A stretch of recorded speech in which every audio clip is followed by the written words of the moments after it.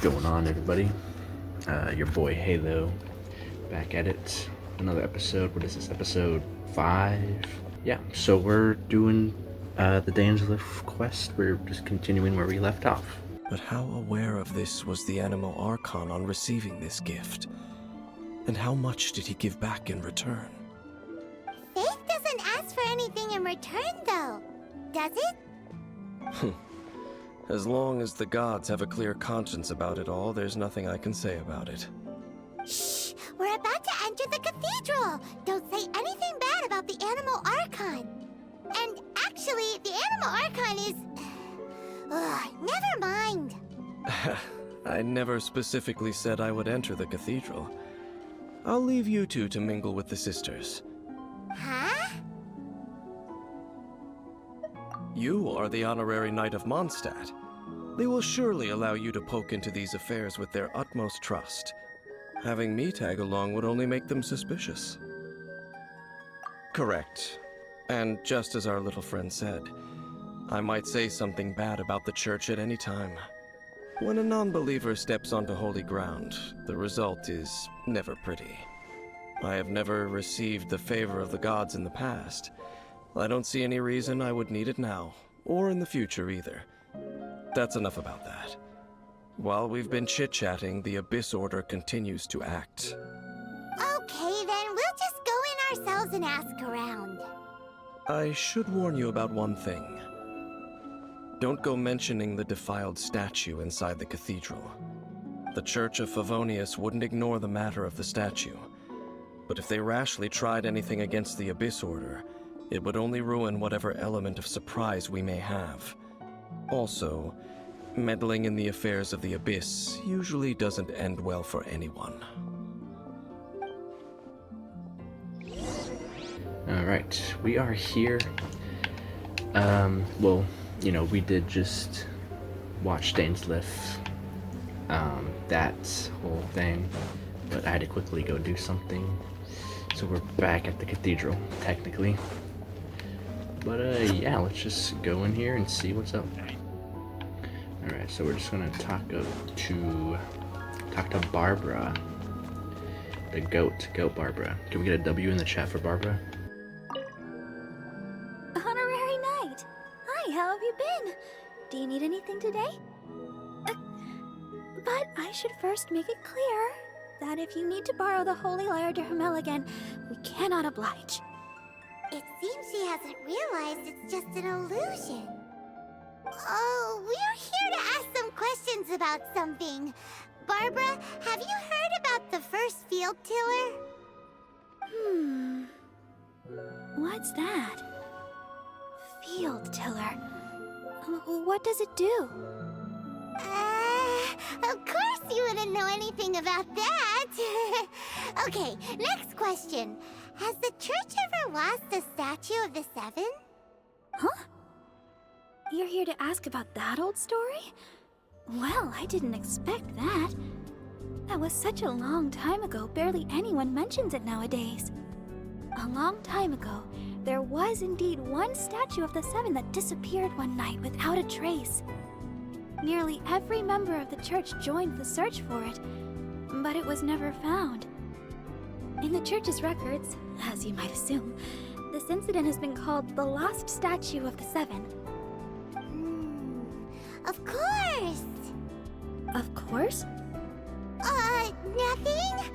So do you have any other clues? Paimon means any other strange stories? Sorry, Barbara, but we can't tell you about the statue we saw just yet. Like Dame said outside, it's for your own good. Other strange stories? I'm not sure. Let me think about what other unusual incidents are in the church's records.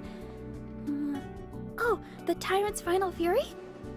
No, that's from another time. Probably unrelated.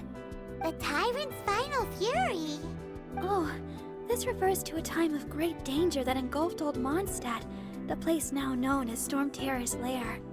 Many, many years ago, there was a time when balls of fire would rain from the sky whenever anyone approached old Mondstadt. Balls of fire raining from the sky? How terrifying! People at that time believed it was a curse laid down by the god of storms, so they referred to it as the tyrant's final fury. This strange phenomenon continued for about a year. No one was ever able to solve it. It just gradually ceased on its own. Right. Later, the theory of the tyrant's final fury became less probable in the eyes of the church. Common reasoning dictates that the god of storms wouldn't shoot fireballs. Perhaps it was something else that caused the disaster. Anyway, this incident might not be related to the lost statue of the Seven, but I just can't think of any other strange incidents that might be. It's okay. Thanks anyway. There's that pointless word, thank you, again. I can never get used to hearing it. Oh, Rosaria, it's you. If you're looking for the Knights of Favonius, they're busy with those monsters again. Those monsters? Those monsters that tried to attack Mondstadt last time during the Storm Terror incident? Wasn't that the Abyss Order? They're at it again?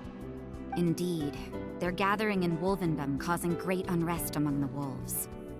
Could it be that the Abyss Order is targeting the spirit of Lupus Boreas? As for what purpose, I can't say for certain. Master Jean has already headed off to Wolvendom. I must also begin to make a move myself.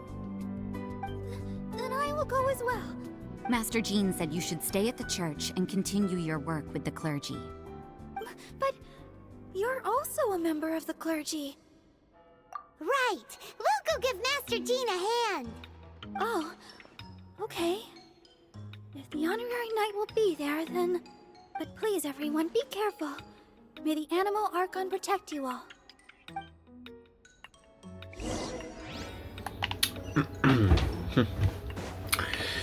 Poor Barbara. You will not know the horrors that me and Paimon saw earlier. What was it, like last episode? Was this? Yeah, this was last episode. Okay. Alright, Dadeslif. I see. Has the Abyss Order already launched a new operation? This could very well have something to do with the defiled statue. We should go as well. But what is the Abyss Order going to Wolvendom for anyway? Are they looking to do the same as they did with Dvalin? Not again! No, that's not likely. Unlike Osile, who was just suppressed, Andreas died long ago. Today, it is just his spirit that stands guard over Wolvendom. The Abyss Herald may just be targeting the spirit of Andreas in an attempt to garner some information from one of the Animo Archon's old companions.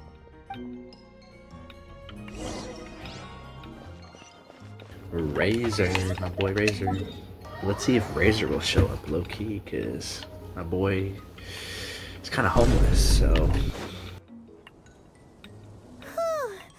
There sure are a lot of enemies around here. The closer we get to the target, the more enemies there are. Fits the Abyss Order's style.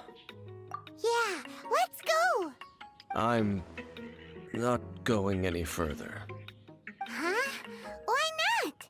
Is it because you're afraid of fluffy animals? It has nothing to do with wolves. It's because Boreas was an ancient god, yet he willingly became a servant of the Seven. I cannot possibly agree with his actions. I don't desire any interaction with him. Besides, you're the one people like. I'm less likable. There's nothing special about gods anyway. It's just my opinion, but a word of advice. Always be on your guard when around gods. You shouldn't place too much trust in them, but at the same time, don't go too far in the opposite direction. Don't go trying to overthrow them or hunt them down, even if the god in question is your sworn enemy. Don't trust them and don't hunt them. That's some awkward advice. Does Dane hate the Seven, or is he protecting them? Lest I repeat the failings of my forebears, I will tell you one final fact. Huh? What fact? The destruction of the nation of Canria by the gods is the reason the Abyss Order now seeks to destroy the nations watched over by the Seven. Well, enough chit-chat. We should get back to business. I will go take care of the remaining Abyss Order members in the area. Try and keep your visit with Boreas brief. Afterward, let's meet at the entrance to Wolvendom. Up, there he goes. What a strange man. Yeah, that's true. You also keep your guard up against unfamiliar gods. At the Rite of Dissension in Liyue, your decision was very similar to what Dane would do. Not the easiest situation. Honorary Knight, Paimon, what are you two doing here? Oh, Master Jean! So glad we found you. Rosaria told us that you came here to fight the Abyss Order, so we came to help. Then your help is greatly appreciated. The Abyss Order's sudden offensive is very strange. They have surrounded Wolvendom. I am preparing to send out some knights to fight back. I just scouted out all of Wolvendom, but I did not see you. Rosaria told me that the Abyss Order is going after Boreas. But the Abyss Order and Boreas... what is the connection between them? They just like to cause trouble. Do they really need a reason? The Abyss Order already went after Dvalin. It's not too surprising that they would also go after another one of the Animal Archon's buddies. That is true. Regardless, whether the reason behind the present threat is clear or not, I will handle the situation. Honorary Knight, please go and check if Lupus Boreas is in any danger. This god's spirit... he does not often see people, but I hear that you have met him before. Maybe it is best that you are also the one to meet him this time. Okay, be careful. Thank you for your help, Honorary Knight of Favonius. You know, Jean, you could just, like, give me an actual... like, you could make me an actual Knight of Favonius. Borealis. Oh, look at... oh my goodness. Look! Over there, it's Razor! And... wait a the minute. Abyss Herald! I was actually joking when I said that. You, not welcome here! So, the wolf's wretched spirit likes to raise wild pups now. You claim to be a guardian, yet your once sharp claws have clearly dulled since your days of godly glory. If you serve us, we can restore your divine powers you once held in the past. Lies. Lies. What the heck is this ceremony? He looks like he's in a lot of pain. Oh no! Is this the same thing they did to corrupt Dvalin's mind? Wolves never surrender! But this can't go on. No matter how many times you resist us, your efforts are all in vain. Yeah, buddy. This was too easy.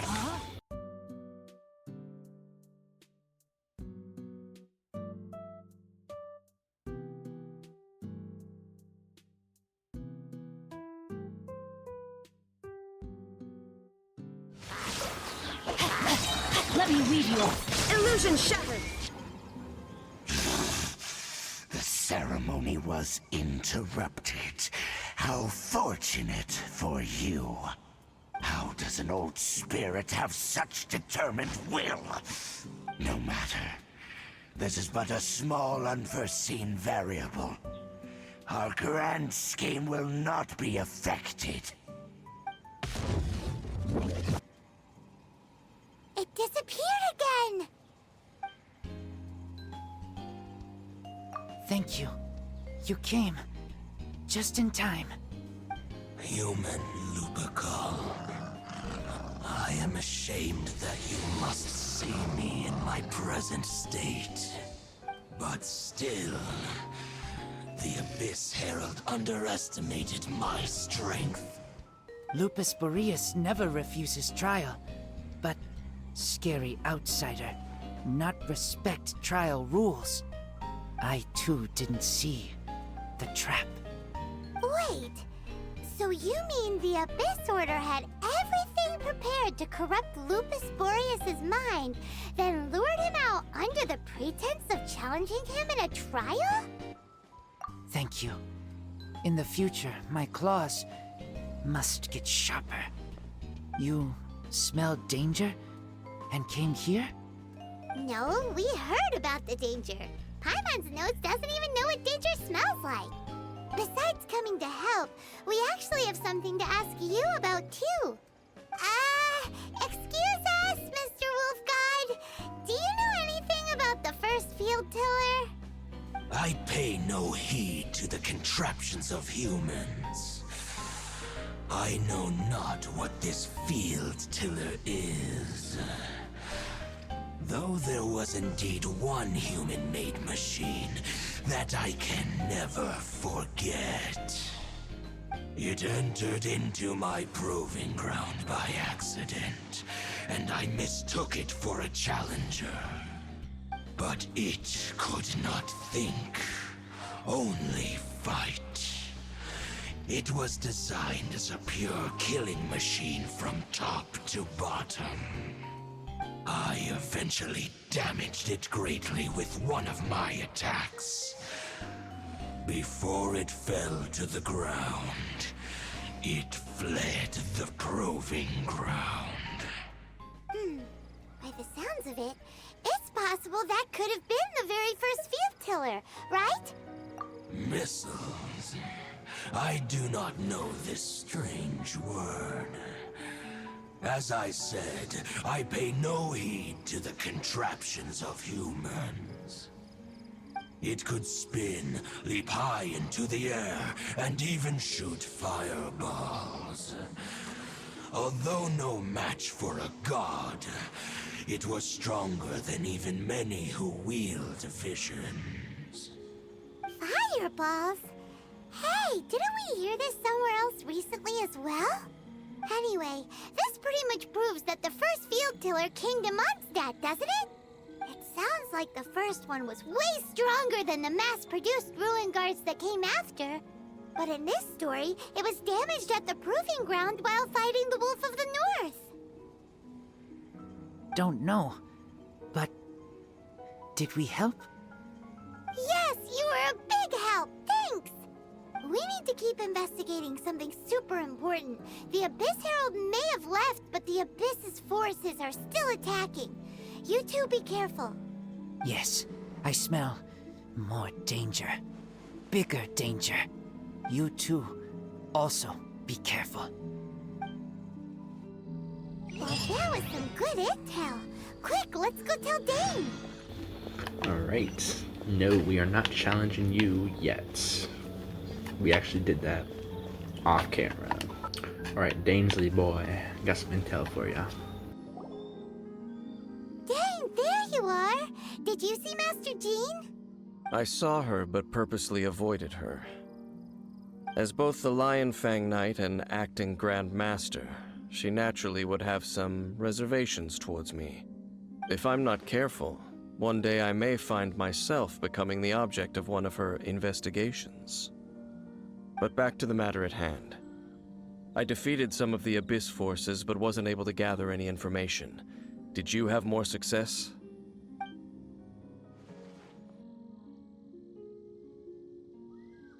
I see. Well then, we can more or less figure out where the first field tiller ended up. Huh? Really? Just from the Lupus Boreas story? That information combined with a more comprehensive analysis. For example, the old story you told me you heard in the cathedral. Exactly. The strange story told to you by that young sister, long mistaken to be a curse rained down by a deceased tyrant. Ah, Paimon gets it. So the tyrant's final fury was really just missiles fired from the field tiller after it ran from Wolvendom. After it was damaged in the fight with the Wolf of the North, it must have wandered into the ruins of Old Mondstadt and stayed there. Then, whenever anyone got close, pew, pew, boom! It would fire a ton of missiles at them. Until one day, it finally broke down for good, and the fireballs stopped raining from the sky. Back then, the people of Mondstadt hadn't seen many ruin guards before, so they came to interpret it as the Tyrant's final fury. It looks like we need to make a trip to Storm Terror's lair and comb the entire area. What do you mean? Huh? You mean... Oh, Paimon remembers too! We saw that abandoned ruin guard sitting atop the tower when we went there before. Can't forget something like that.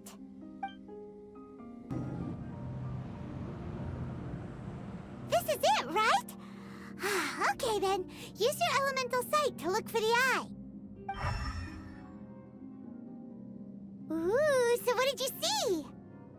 Huh? Nothing? Oh, but Paimon was so excited! What's going on? Are you sure you did it right? This requires another method. Using elemental sight on a field tiller is of no use because it is not powered by the elements. Let me give it a try.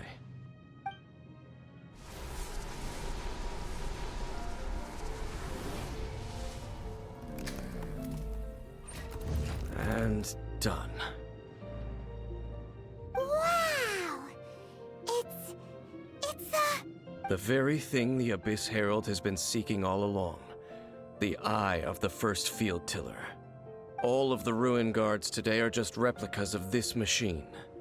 As the prototype, its combat capability was unrestricted. prototype? Oh, Paimon doesn't know that word. Is it another ancient term from Conria? As the Abyss Order has surmised, if this eye is placed in the hands of the defiled statue, and if the limbs of Osial, Overlord of the Vortex, are attached to the statue, there you have a mechanized god. And this newly born god will have the power to topple the divine thrones of Celestia. Yes.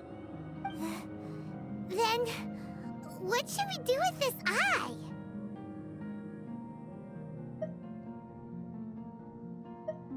No. I'll guard it myself. Huh? You? Dane? You won't go and do anything crazy with it, will you? You may doubt me if you wish, but I must ensure it does not fall into the wrong hands.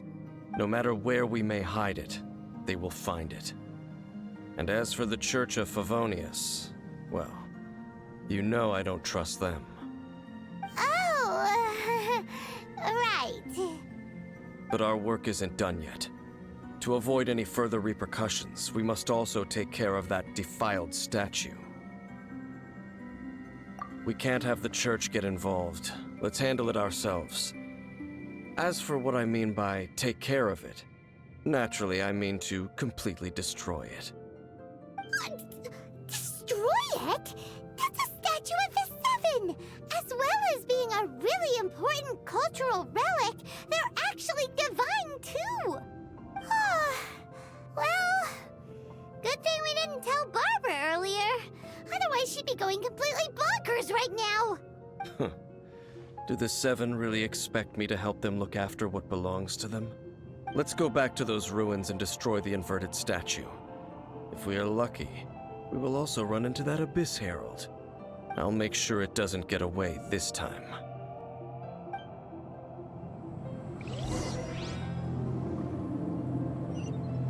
Enter the ruins again. So this thing had an eye. Whoa. Alrighty, we are back at the ruins. Let's go inside. So after all that running around, we end up right back here again. Look at us.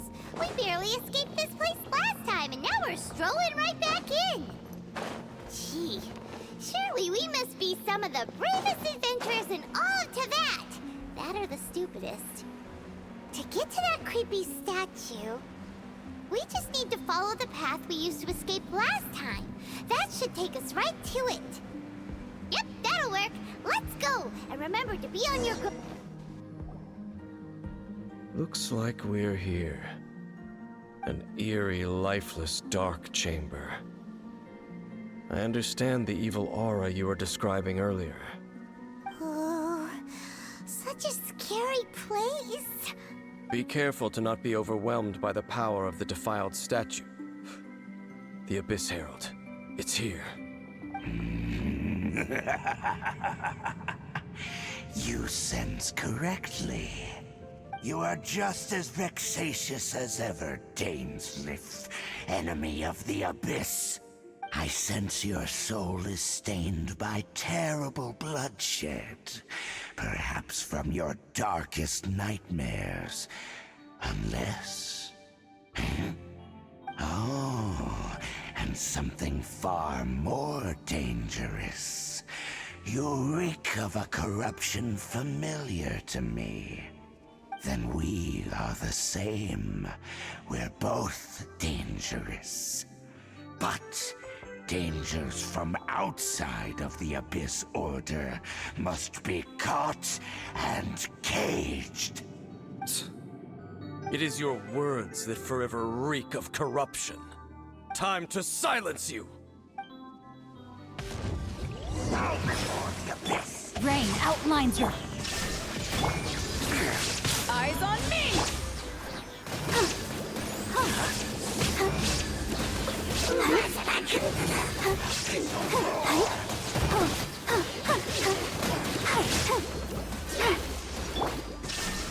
Now you shall perish!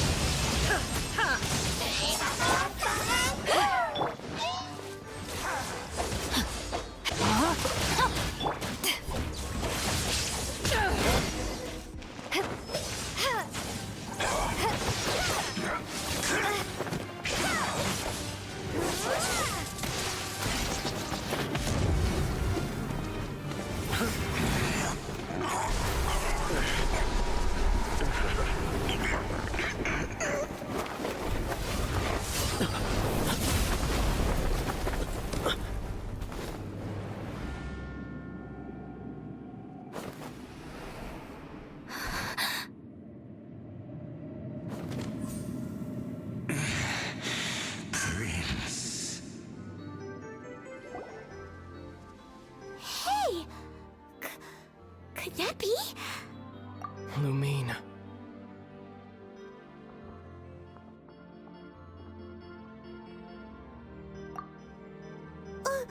Wait! He just blocked an attack against the Abyss Herald. Your brother and the Abyss? Lumine. Why are you with Dane? Uh-huh.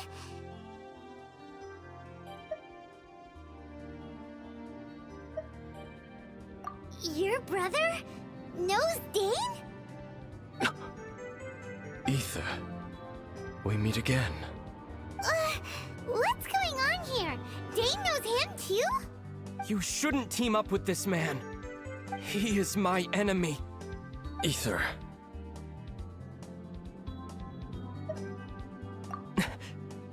But it must be said.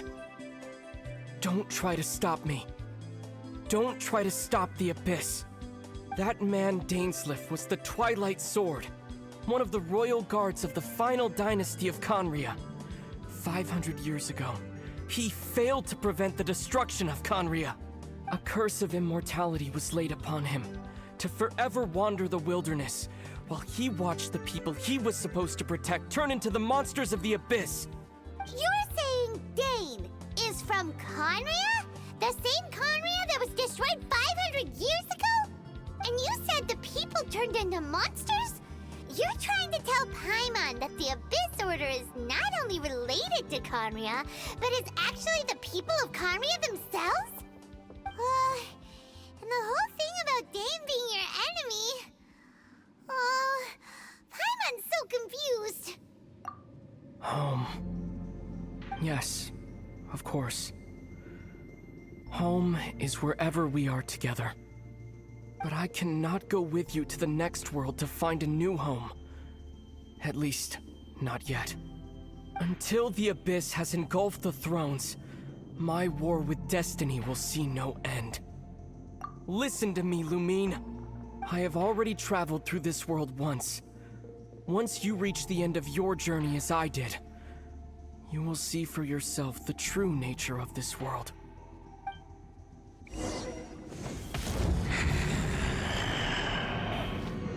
So we'll meet again. Though we need not rush, sister. I have more than enough time to wait for you.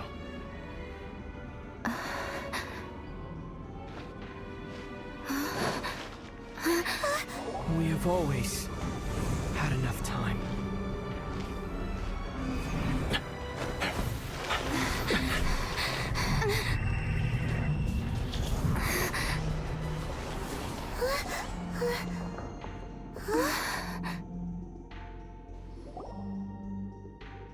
They left. Oh, don't be too sad. We'll find them again. Look on the bright side. At least we got some really useful information. Really? You sure? At least now, as well as the Seven, Dane is also a key part of finding your sibling too, right? That's right! By the way, what they said just now is all pretty confusing. Did you understand it at all? Oh, well then, let's go over it again.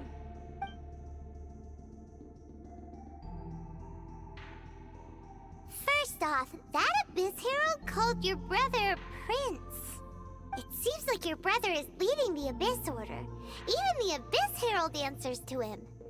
Still, we don't know for sure if he's the highest ranking leader in the organization. Also, your brother said that he wants to engulf the thrones and go to war with Destiny. What the heck does that mean? Could it be he wants to destroy the Seven and the Seven Nations? Next thing, turns out the Abyss Order monsters are really what the people of Conria turned into after their nation was destroyed. This story is just plain terrifying. And Dane is from Conria too. He witnessed its destruction 500 years ago. But he didn't turn into a monster. And now he's fighting the Abyss Order. So that's why your brother said that Dane is his enemy, right? But if the monsters of the Abyss are the same people that Dane protected all those years ago, then why is he enemies with the Abyss Order now? Also, how come after all this time we've spent searching for your brother, it turns out he's on the side of the Abyss? What's up with that? Yeah, you're right. Then we can't let ourselves get down about it now. Our journey's not over yet. Let's get a move on. Time to leave this terrible dark place and get back to the surface where the sun shines bright. If your brother wants you to reach the end of your journey, show him what you're made of. Come on, traveler, let's go.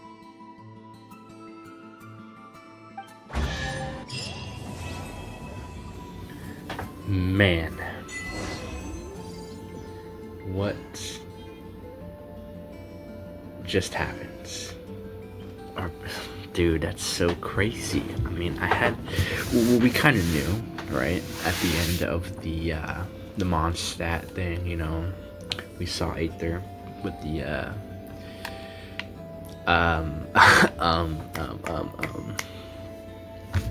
whatever those freaking guys are. But for him to be like this, like I kind of forgot about it. Dude. Oh nah, so we're going to Inazuma now, guys. Man. Alright. Let's head over there. Hey guys, so if you notice something a little new, I now have Emily. So I after finishing that Dane's quest, I got one pull. And I pulled. I got Emily, and I was building a pity for Sitlali coming out in 15 hours. But it's fine. A good Dendro unit. And I heard Emily was actually pretty good, so I'm not too mad about it. So that means I have Raiden, Malvika, Tainari, and Emily now. And Skirk. I don't use Skirk. I keep forgetting about her. So yeah, we now have Emily. Welcome Emily to the team, guys. We will be building her later. But instead of going to Inazuma, I forgot that we had this leeway our conquest, so we're actually gonna just like do that really quickly. Alright, we're back. I have gathered everyone here today to make an important announcement. Perhaps some of you will have heard the news already. I am, in fact, planning to rebuild the Jade Chamber. Rebuild the Jade Chamber? That's a huge project! So the rumors are true. No wonder the price of building materials has gone up so much lately. The Jade Chamber means a lot to Lady Ningguang.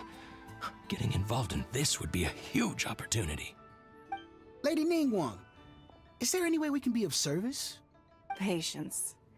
Since the news made it out a few days ago, I have already had many people contacting me to declare an interest in joining the project. Nevertheless, I do have a few matters I should like to entrust to you here today. The building site has been chosen, and most of the materials have been assembled. 3 key items are, however, still outstanding. They are as follows: Sunset Vermilionite, Wonder Cores, and Adepti Sigils. Excuse my ignorance, Lady Ningguang. I'm familiar enough with Plostrite, but I've never even heard of those other 2. Only sufficiently large pieces of Plostrite, or specifically, Vermilionite, may earn themselves the Sunset moniker. This stone is what allows the Jade Chamber to float. Wonder Cores, meanwhile, are the central components of the mechanical structure of the Jade Chamber. Adepti Sigils serve as a means of integrating the mechanical devices with Adepti art. They are as indispensable as the mechanical core itself. Although these 3 items are rare, I trust that with your connections and capabilities, procuring them will not be a question of if, but of when. I take the saying, time is money, more seriously than most. Efficiency is everything. I will pay a generous price for the materials that you find, and in addition, the first 3 people who collect all the materials will have the opportunity to ask me a question. You may ask me anything, and I will give you an honest answer. I trust that this means of compensation will be to everyone's satisfaction. These things won't be easy to get hold of. But if it means a chance to get some inside information on Liyue Harbor's development plan for next year... Then it's the deal of a lifetime. Information from Lady Ningguang is priceless. Whoever gets to it first takes the market. Haha, what a coincidence! I won't divulge too much, but I heard some murmurings about some Plostrite just the other day. So excuse me all, but I have some business to do.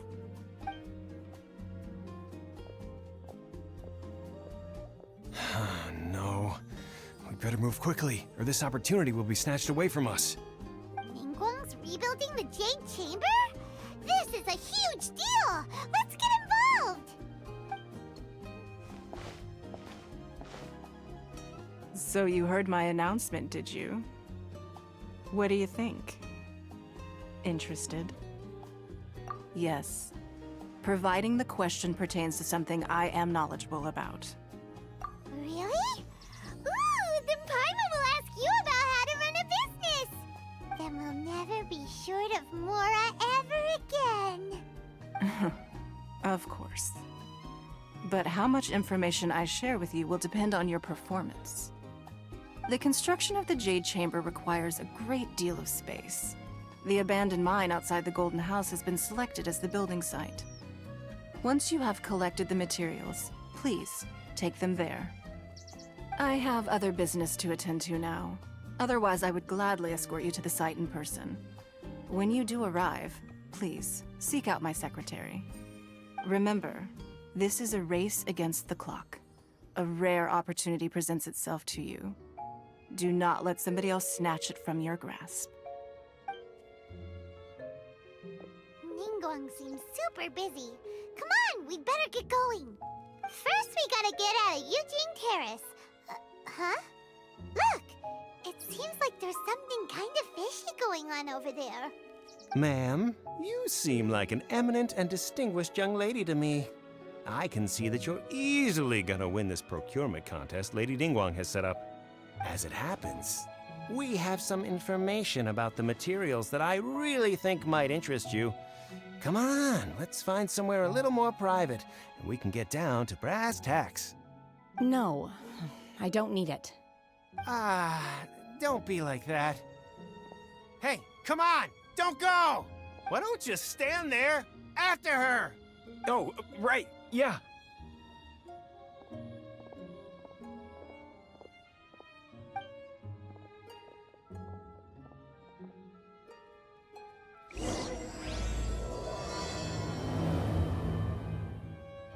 Did you hear that? They said they had some useful information! Information's just what we need right now. Let's follow them and see what we can find out.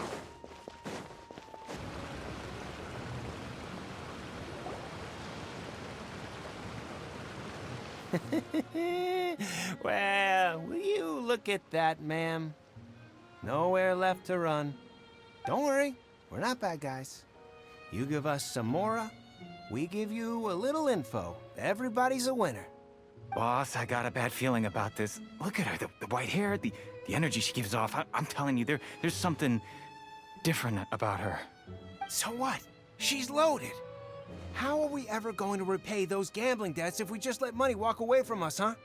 I've already told you, I don't need your information.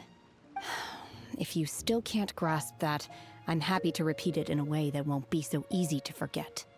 Come on, ma'am. You seem like an intelligent lady. I shouldn't have to spell this out to you. It's not about whether you need the info or not, okay? It's about you taking out your money and handing it over, and I won't. No more excuses! I know you have money. I saw you. Yeah, I saw you. Strolling into Lioli Pavilion, ordering a table full of food, and only taking a few bites. Then Shinyue Kiosk, then Wanmin Restaurant. Same story each time. You order all the signature dishes, take a few bites, then you're on your way again. How could you afford to be so wasteful if you weren't from a rich family? And since you're so rich, what's the loss to you in giving us a little spare change, huh? Master warned me not to lay a hand on anyone in Liyue Harbor. But here we are. Perhaps... yes. Let's call it fate. Boss, I'm telling you, something's not right. What are you afraid of? We're just selling information. It's not illegal. If she lays a finger on us, all the better. We'll sue her for everything she's worth. Oh, you again. Millilith? What are the Millilith doing here? Did you do this?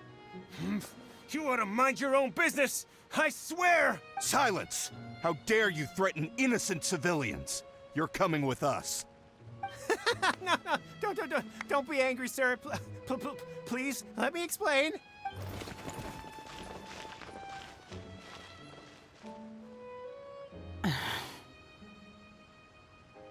Shenhe.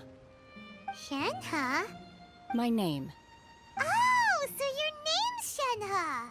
Paimon's name is... well, Paimon. And this is Paimon's travel buddy. Oh, I've heard about you two before. Thank you for helping to defuse the situation. I could have dealt with it myself, though.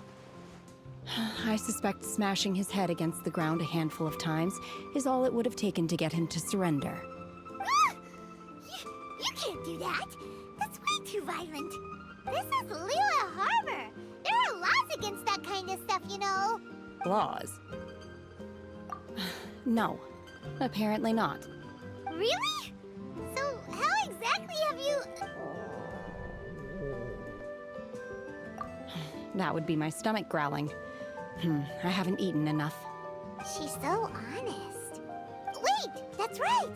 They said you went around all the restaurants ordering this and that and the other, but only took a small bite of each dish. Then of course you're still hungry. So, Anything in particular you're hungry for? Chingson, glaze lily, violet grass. These are my usuals. Medicinal herbs? Kinda hard to explain. Anyway, Boo Pharmacy's not far away. Let's take Shenhe there for a big medicinal meal. After all, you can't work on an empty stomach. Psst. Do you think Shenhe might be an Adeptus? It seems like it's her first time in Liyue Harbor, and she doesn't seem to get how things work here. If she is an Adeptus, that would explain everything. Where does she fit in with the other Adepti, though? Paimon's super curious. Are you here to buy some herbs? I do hope you brought your prescription. Chingson, glaze lily, and violet grass, please. Half a pound of each. What kind of prescription is this? Sounds more like a lunch order. Oh, here you go. That's everything we have in stock. Thank you. She's really eating them!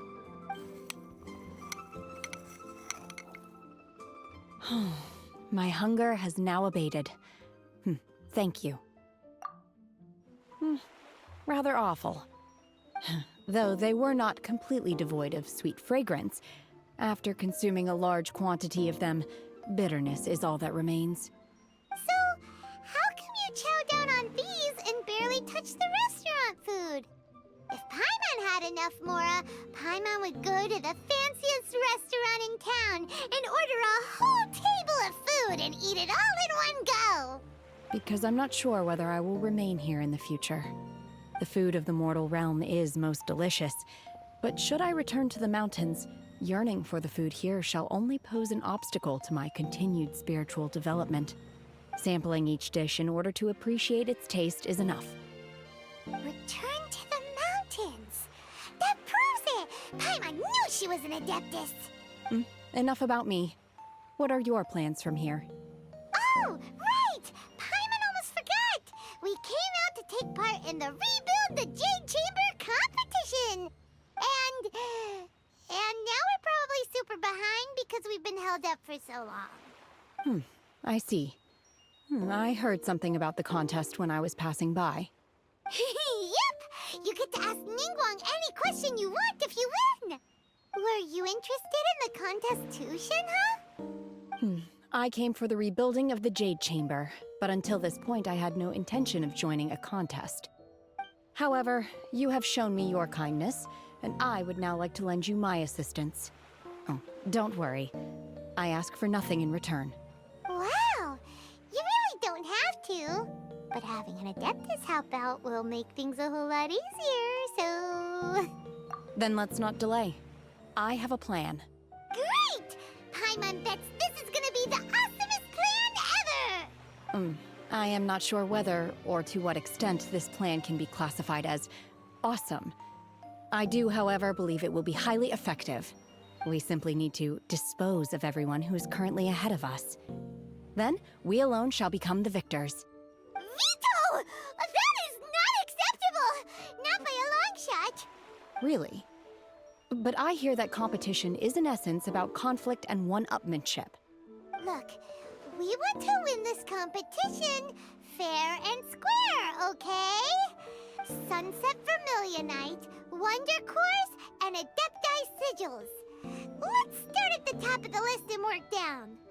So, for Plostrite... I was wondering who I could hear arguing over there. So, it's you. Baishu? What are you doing out here? Lady Ningguang wishes to purchase a large batch of wound dressing. We're running low at the store, so I came out to fetch the ingredients personally. Huh? How can Lady Ningguang need so much wound dressing all of a sudden? I'm not too sure. I did hear she's looking to rebuild the Jade Chamber. Maybe for its first aid on site? I didn't ask, though. Far be it from me to pry into my customers' personal affairs. Oh, and she also borrowed Chi-Chi. Meaning Boo Boo Pharmacy is very short-handed right now. I don't suppose any of you are looking for part-time work by any chance? No, we've got other stuff to do.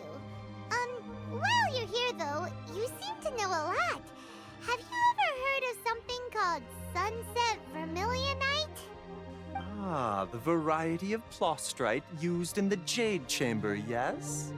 There is some mention of it in the Seven Mountain Treatises. When activated, Sunset Vermilionite rises up all the way into the clouds. It's very rare indeed. As far as the records show, virtually all Sunset Vermilionite in existence has been mined and taken possession of. But the Feiyun Commerce Guild would know far more about this than I do. Okay then, let's go ask at the Feiyun Commerce Guild. Thanks, Baiju. You're quite welcome. Good luck to you all. And if there's anything further you need from me, just come to the Boo Boo Pharmacy. Boo Boo Pharmacy, man. Okay, go to the Commerce Guild. We shall do that. Master Xingqiu, thank goodness you're finally back. Oh? Why do I detect an urgency in your voice? The guild has had a whole string of strange orders in recently. Everyone's been completely caught off guard. Your father gave me specific instructions to ask you to stay and help out if I happen to see you. I see. Have someone sort the orders by type for now. I'll deal with them myself shortly. Oh, how wonderful. Thank you, Master. With you on the job, I can breathe a sigh of relief. Hey, Xingqiu! Glad you're here. We want to ask you for some information. Traveler, Paimon, please wait a moment. Shu, I need to entertain some guests. Please continue with your work for the time being, and we'll discuss the matter of the guild's orders in more detail later on.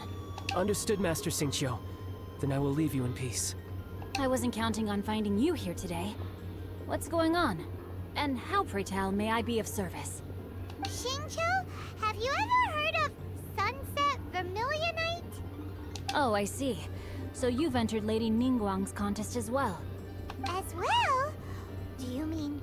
The truth is, the Feiyun Commerce Guild is in possession of some Sunset Vermilionite, but only one piece.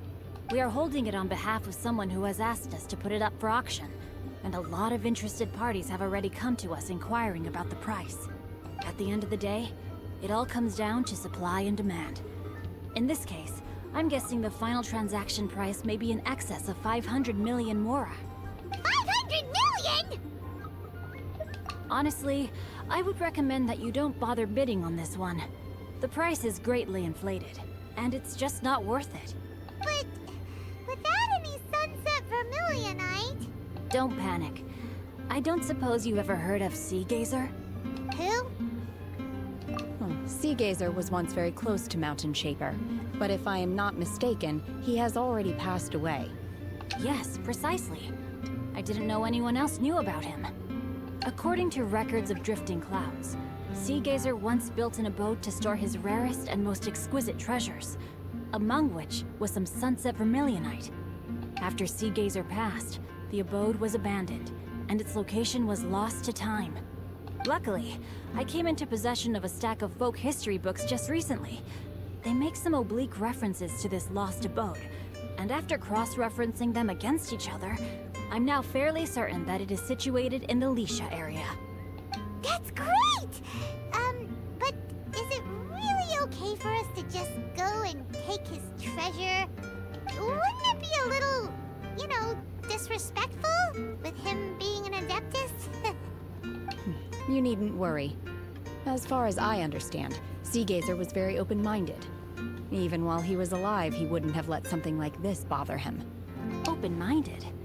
I have not heard of Sea Gazer being described in this way before. May I ask where you read that? Just a rumor I heard out in the mountains. All right then, let's go. There's something about this young lady that reminds me of a good friend of mine. Oh, I almost forgot. Adepti abodes tend to have very ingenious designs, especially when it comes to their defense mechanisms. Plus, it's likely to be crawling with monsters after being abandoned for so long. So please, be very careful. Okay, we will be. Thanks, Xingqiu. Alright, we have made it. Nice. Let's see. Shincho said it should be around here, but Paimon doesn't see anything.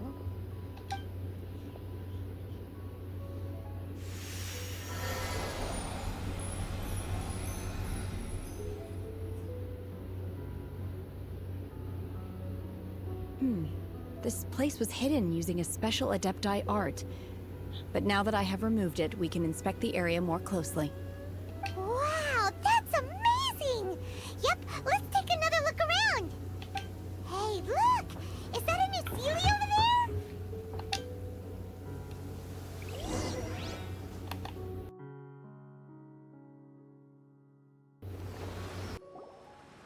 What? Weren't we at a waterfall just now? How did we suddenly end up here? Oh, so many clouds. It feels like we're high up in the sky. I believe this is the abode of that Adeptus. With any luck, the sunset vermilionite we're looking for should be in here. Really? Let Paimon see. Huh? Isn't that the Sealy from before? Look, it's gone and snuck beneath the clouds. And now that Paimon takes a closer look, the rocks and trees here don't seem complete. Oh, could there be something below the clouds? These are not real clouds. They are the product of an Adepti art used for spatial partitioning. If we want to go down, we must first destroy the mechanism that is maintaining the Adepti art. All right, then let's do it. I sense the presence of monsters in this place. I don't know where they are hiding, so we'd better be careful. Okay. Oh, I get to play a Shenna. Nice.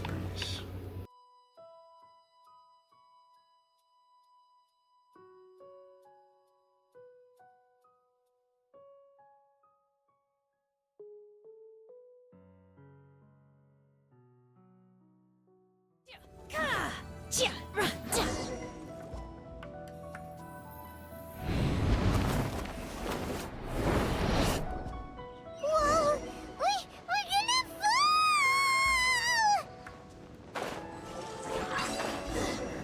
Is everyone okay? Look! The Celia's disappeared beneath the clouds again! It looks like we need to go further down. But before that, let's destroy the guard mechanisms on this level first.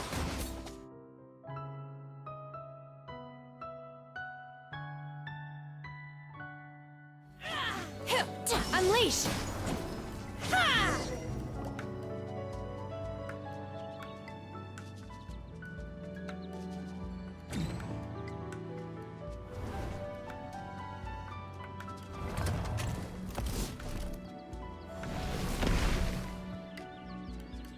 We're gonna fall.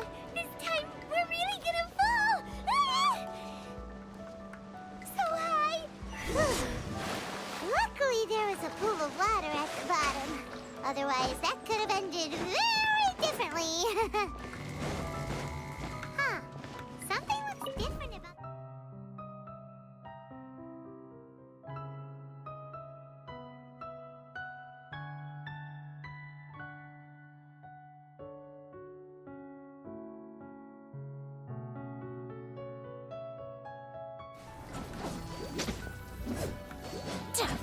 Manifest!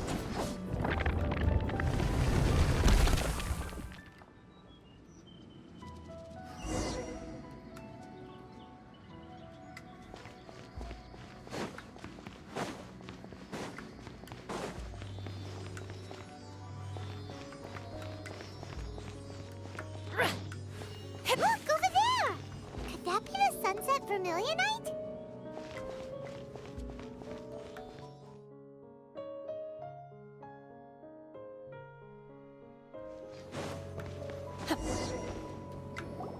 Is this it? Is this the sunset vermilionite? It's so huge! That's true, but then again, why isn't it floating? Plaustrate doesn't float until it's activated. It may look different from most ordinary stones, but it weighs around the same amount. Only after being activated does Plostrite reveal its true nature, breaking free from the shackles of the mortal realm and ascending up into the heavens. Wow, Shenhe. You seem to know everything about this. Only because my master is fond of chatting about these things. The moment she has some time to spare, she'll come straight for me and start telling story after story. I don't care for her stories most of the time. I certainly didn't expect them to ever come in handy like this. Hold on a sec. Paimon just realized something. If we activate it here, there's no way we'll be able to get it back to the site, right? Heck, we'll be dragged up into the sky too! But if we don't activate it, how else are we gonna lift it? This rock must weigh well over 1,000 pounds, surely! Don't worry. I can handle the weight quite easily. Are you sure? Be careful! Please don't worry. I'm well aware that a Plostrite sample this large must be highly valuable. I will be gentle with it and make sure it does not get damaged. My safety. That's right! Paimon's sure you can handle it and everything, but if something this heavy lands on you, you're gonna get yourself hurt, no matter who you are. You gotta be extra careful when lifting heavy objects. It's just common sense! Is it now? Well then, thank you. I'll go on ahead with the Plostrite. Let's meet at the building site later. How is Shenhe able to carry that huge rock all by herself? Huh. Adepti super strength much? We can't slow down yet. Let's go meet her at the building site. She's got a big forehead. Oh my god, I can't believe my eyes. How can she lift that massive rock all by herself? She's gotta be one of those Adepti, surely. Oh, mighty Adeptus, please give me your blessing so that in the coming year I may reap a more bountiful salary. This is top tier in size and quality, and the condition it's in is quite simply immaculate. Congratulations! This item is approved for submission. I'm going to award you full marks for the Sunset Vermilionite item. May I take your name? My name isn't important. I'm not even here to compete. I was just delivering this for some other people. They should be here any minute now. Shenhe! And Ningguang's little helper! Ah, so you're the ones behind this. No wonder. The rarest talent turns in the rarest Plostrite specimen. But I have to correct you on one point. It's not helper, it's secretary. Okay then, Miss Secretary. What do you think of the rock we found? Pretty amazing, right? In truth, it is the finest piece of Plostrite we have received so far. If everything goes according to plan, we will use this piece in the foundation of the Jade Chamber, which will enable us to proceed to the next stage of construction. As a side note, Lady Ningguang has rented some dwellings in the nearby area to serve as accommodations for the contestants. If you need a place to rest, you are welcome to stay there. Now, please excuse me. As you can see, there is still a lot of work to do on the building site. Shenhe! Shenhe! Just now on the way over, pretty much everyone was singing your praises! Oh, really? What kind of reaction is that? So strange. Aren't you happy about it? Whenever Paimon gets praised, Paimon can't help but hold their head up high and break into a big smug smile. I've had similar compliments before. They call me an Adeptus, treat me with great deference and respect, as if I'm set apart from the common folk. Yeah, 'cause that's how Adepti are. At least the ones we've met are pretty unique and reclusive, too. Way different than normal people. But I am not... Shenhe? I'm fine. I've been exerting myself quite a lot ever since we set foot in that abode. I'm just a little fatigued. Well, Byron said that there are some makeshift hotels we can use, right? Let's go check in and take a rest. No need. I simply need to find myself a secluded place in the wilderness to sit and meditate in silence. You can't do that. It's dangerous out in the wild on your own. When you're hungry, you go eat something tasty. And when you're tired, you go lie down in a nice, comfy bed. All right? Seriously, don't punish yourself like this. Okay, if you insist. Great! Now we're talking. Let's head to our hotel.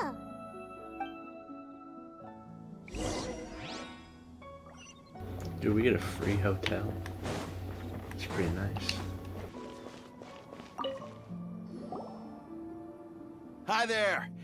Checking in, are we? You're just in time. We only have 2 rooms left. Since this was chosen as the building site for the new Jade Chamber, we've had a constant stream of people in this area. And not just workers either. Visitors, business people, tea sellers, all sorts.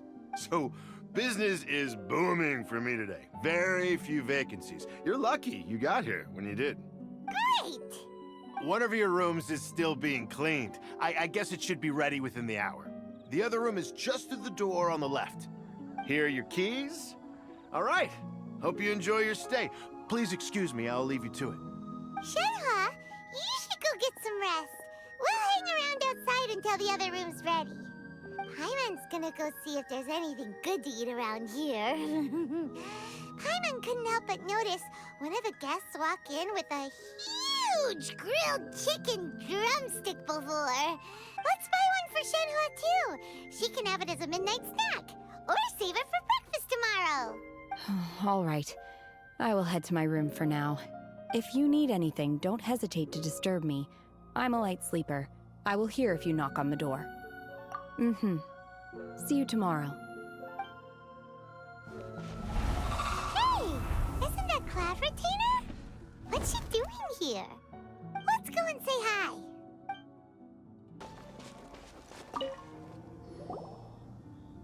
One trusts you have met Shenhe. So, are you getting along quite well? So far, so good. Yeah. So, you know Shenhe too, Cloud Retainer? Naturally. Save for Ganyu, who spends the majority of her time in Liyue Harbor. All the Adepti living today are acquainted with Shenhe to some degree. Cool. So, what's her Adeptus name anyway?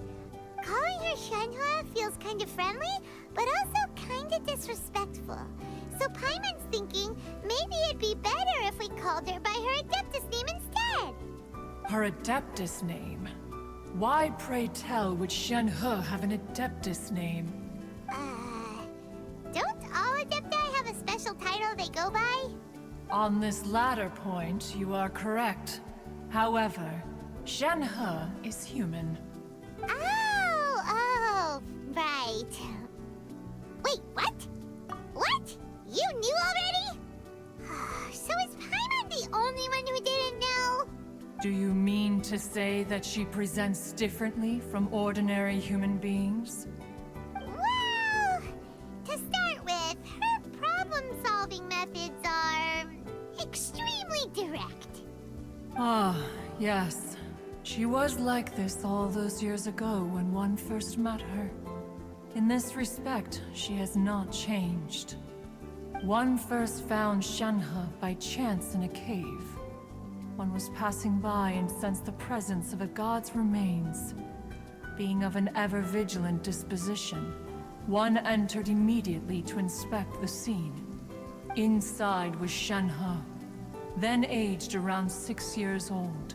In her hand, she held a dagger with which she was confronting a monster that was the god's remains incarnate.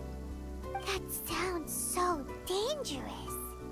When one arrived, she had already been locked in confrontation with this monster for several days. Most mortal children are fragile, both physically and mentally, and are highly reliant on their parents for survival. But not so her.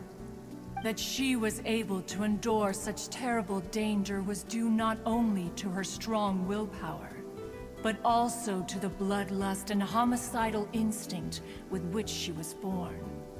One dealt with the monster, Yet she still refused to lower her guard. She even pointed her dagger in one's direction and remained ready to strike. Only after she was satisfied that one had no intention to cause her harm did she finally relent. She then passed out without uttering a single word.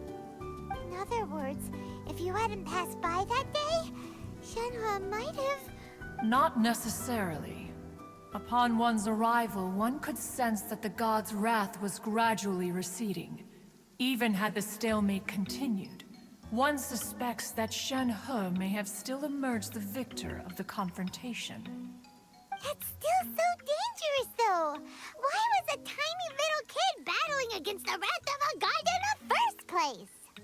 Alas, the mortal world is rife with suffering of every kind. And she had experienced her fair share of this, even at a tender age. Seeing that she was homeless, one decided to adopt her.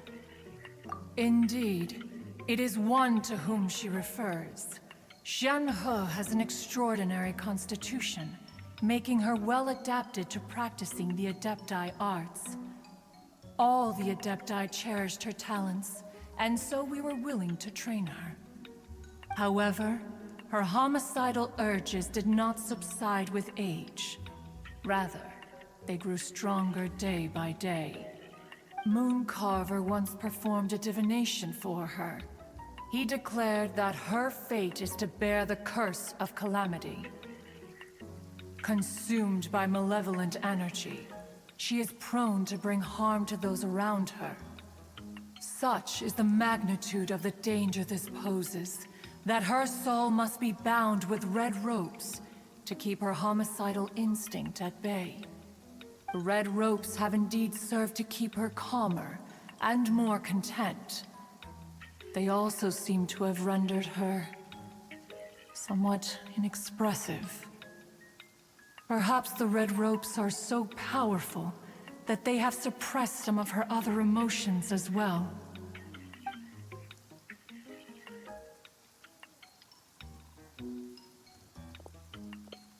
It is only by fate that people's paths may cross. Now that Shenhe's path has crossed with yours, please be sure to treasure the gift that fate has given you, and take good care of her. Oh, now Paimon gets it. You came out here to check up on Shenhe because you were worried about her, didn't you? Huh. You dare draw such a facile conclusion on the nature of one's present excursion? Incorrect. The truth is that while Liyue Harbor may seem peaceful today, danger is always lurking in the shadows. Ningguang once made a bold assertion that this is to be the era of the contract between Liyue and the humans. Well, one is most curious to observe how she will respond to the coming storm. If she handles it admirably, one is willing to be a witness to her achievements. But if she does not, the Adepti shall not hesitate to seize control. Let us conclude our conversation here for today. One has occupied enough of your time, and night is approaching. Be sure to get ample rest. So, Shenhe isn't an Adeptus after all. She just grew up around the Adepti. Oh, no wonder she doesn't like being treated as an Adeptus. Having everyone falling over themselves to show their respect all the time must be kind of hard to deal with.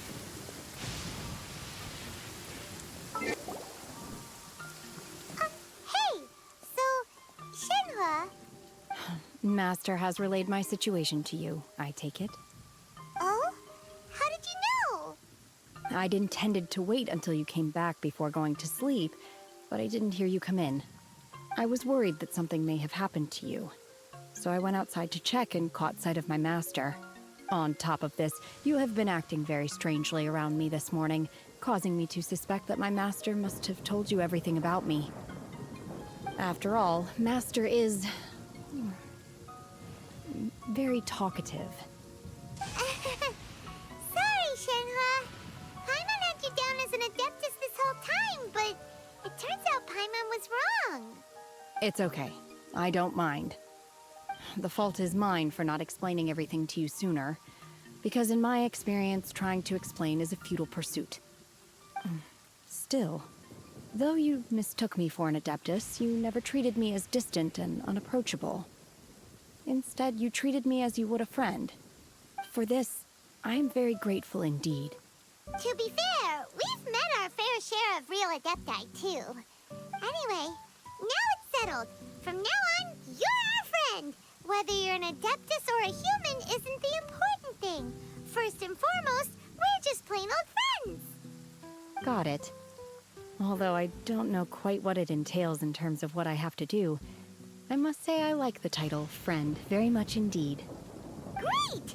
Well, now that we're all rested up, we should start searching for the other 2 items on the list. But before we do that, let's go to the building site and ask Ningguang's little helper how the progress is going. After all, Sunset Vermilionite is so rare. Paimon doubts many competitors will really be able to find any. If it turns out some of them have given up already, we'll be able to take things a little more slowly. Oh, and another thing. We bought some grilled chicken drumsticks on the way back last night. There was a place just outside. Here's one for you, Shenhua. Try it! They're so good. I concur. It has a rich flavor, far more agreeable than those I've cooked for myself in the wilderness in the past. Look! The Jade Chamber is floating into the sky! But it seems to be tied down by something. That's because it's not finished.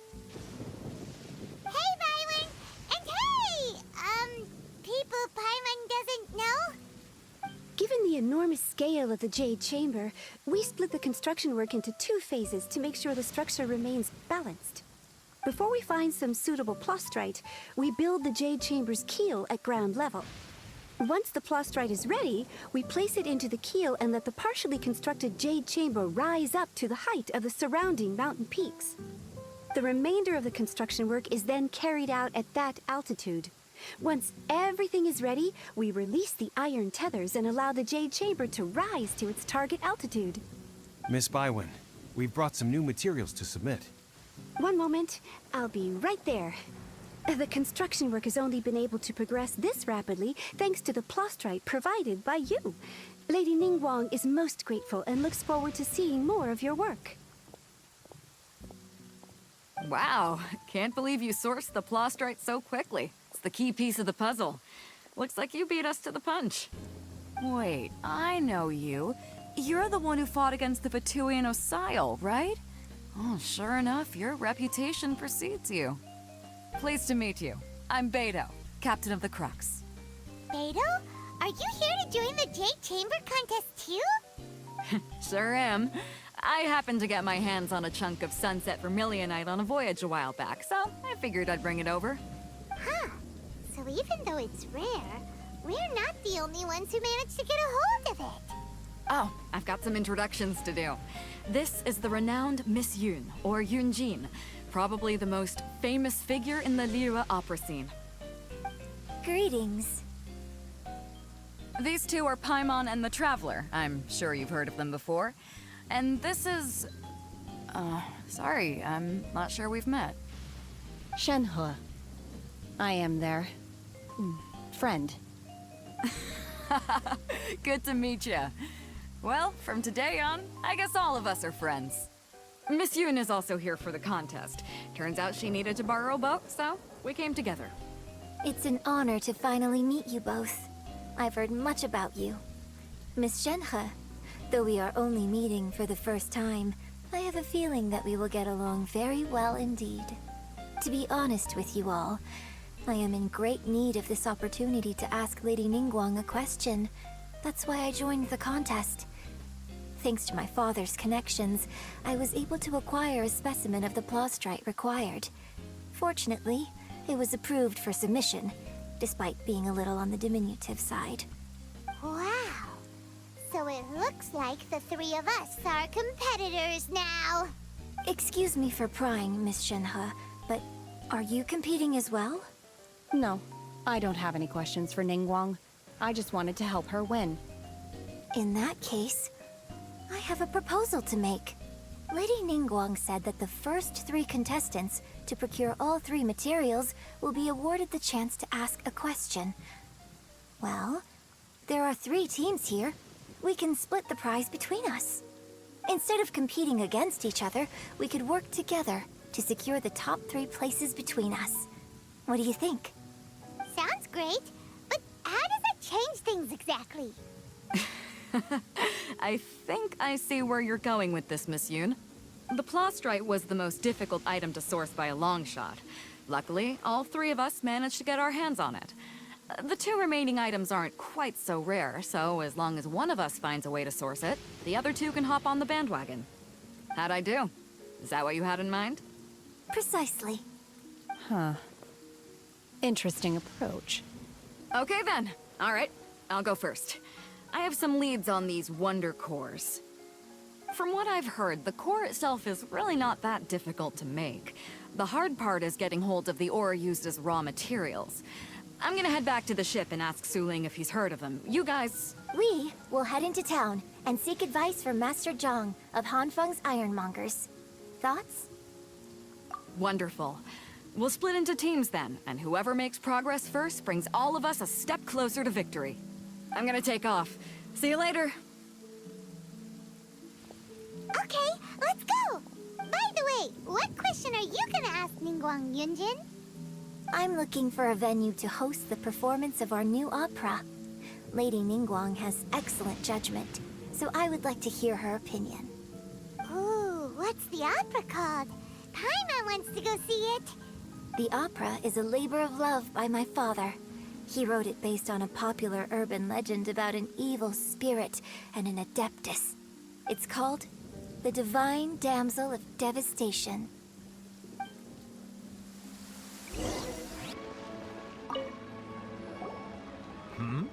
Ah, hello. Are you here for something off the shelf, or do you need something forged? Excuse me, Master Zhang. We were wondering if you'd heard of something called a Wonder Core. Of course I have. Sorry, who's asking? My name is Yunjin. Perhaps you don't know me, but I believe that you forged some weaponry for my father in the past, for stage use. Yunjin? Stage use? Oh, so you must be Miss Yoon. Sorry, my brain's finally caught up. It's not used to doing much beyond bashing a hammer all day. Everyone's heard of you, Miss Yoon. Even folks who don't make it to the opera all that often. Like myself. So, you're here to ask about wonder cores, huh? As it happens, I do know how to make them. Matter of fact, I made some for Lady Ningguang back when she was building the original Jade Chamber. The types of ore needed to make wonder cores are a little hard to come by. Lady Ningguang supplied them herself last time. I don't suppose you've brought any yourselves? No, we were gonna ask you what kinds of ore we need. Sure. Well, you'll need 2 kinds. Star Splinter Iron and Subrosium. If I remember correctly, Lady Ningguang sourced her Star Splinter Iron from the Mount Tianheng area. They say it resonates with visions. It could take some work, but if you stick with it, you'll find some eventually. As for the Subrosium, though, that's trickier. It's all but unheard of on the market. I'm really not sure. Sorry. What I've heard is that the people around Mount Tianheng have some sort of magic trick that can pinpoint the location of the stuff. Of course, it's probably just hearsay. If you want my advice, start by looking for Star Splinter Iron around Mount Tianheng. And if you run into any locals, ask them a few questions about Subrosium. Mount Tianheng. Interestingly enough, the story of the Divine Damsel of Devastation also takes place on that mountain. I hear the view there is quite spectacular. A favorite destination of the Adepti, in fact. Perhaps it can give me some inspiration. Let's not delay. We should head straight there.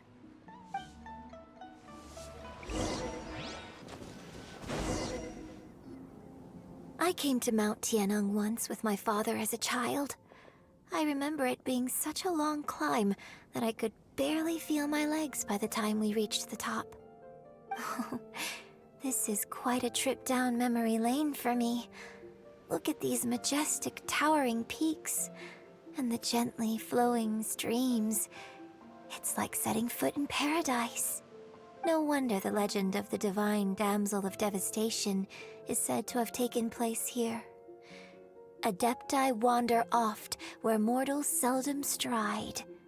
Indeed, this looks like a place that one might expect to be frequented by Adepti. The Divine Damsel of Devastation is your upcoming opera, right? And the story takes place in Mount Tianheng.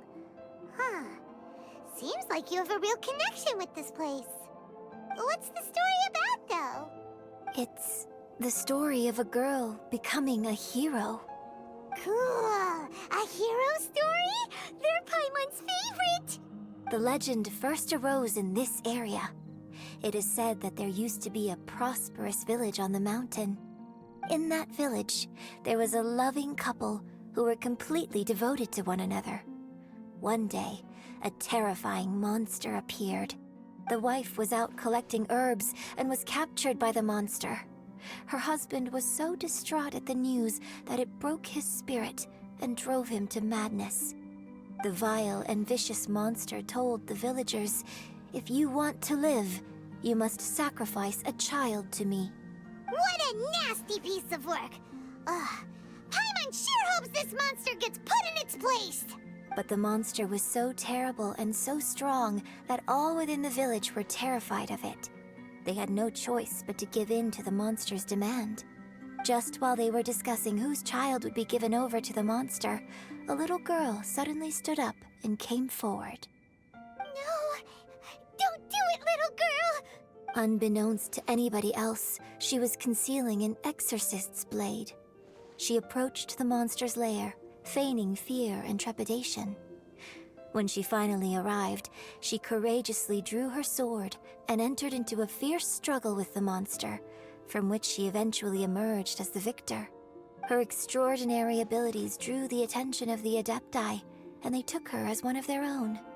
Her story became the stuff of legends. But alas, the paths of mortals and Adepti seldom cross, and she would never again re-enter the mortal world. And so, destined to grace the mortal realm for but a brief moment, she vanished like a wisp of smoke into thin air. That's how the opera ends.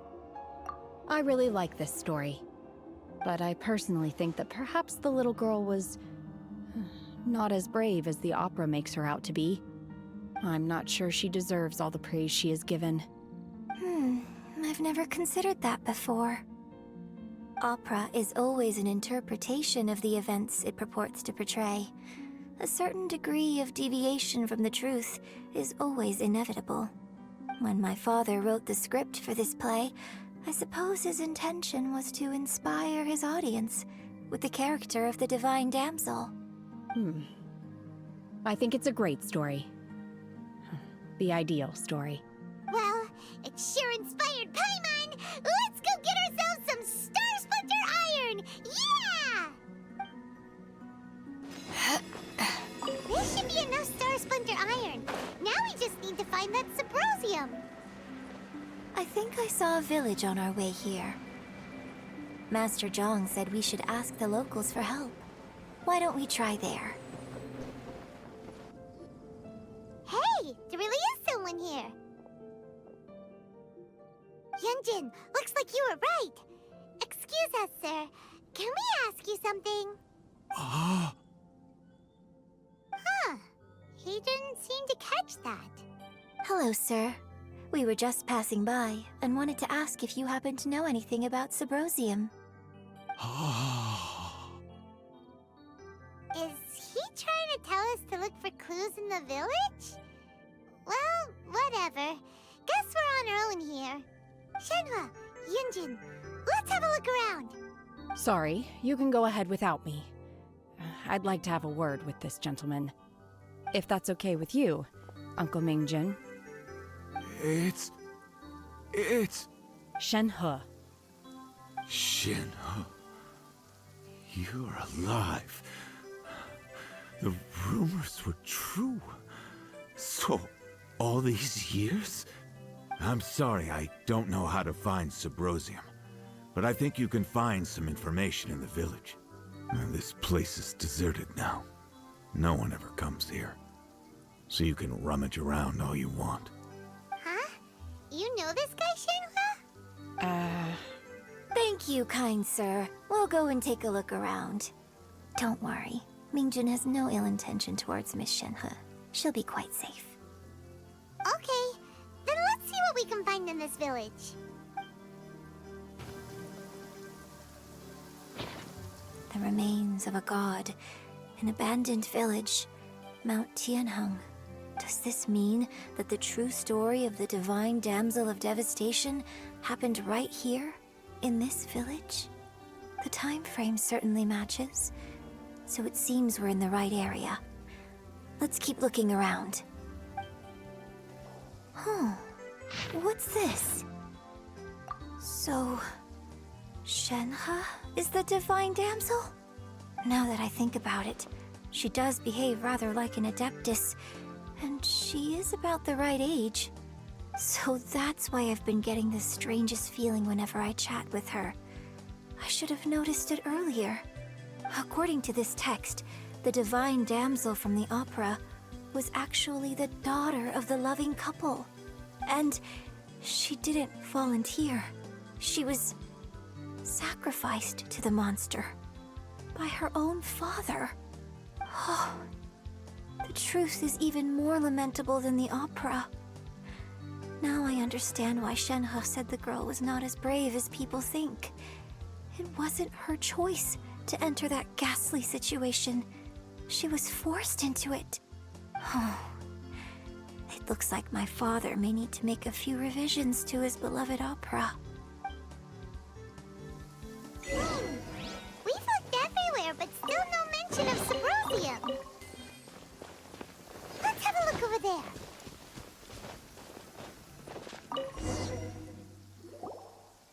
This is it!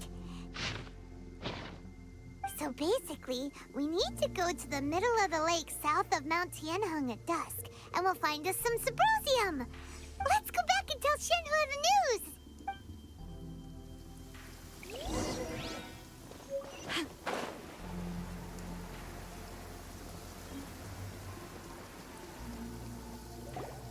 One year when I was back visiting, I heard a story about a white-haired Adeptus from a merchant passing by. I never imagined it was you. I was a very close friend of your father's. I could have stopped him from performing the summoning ritual.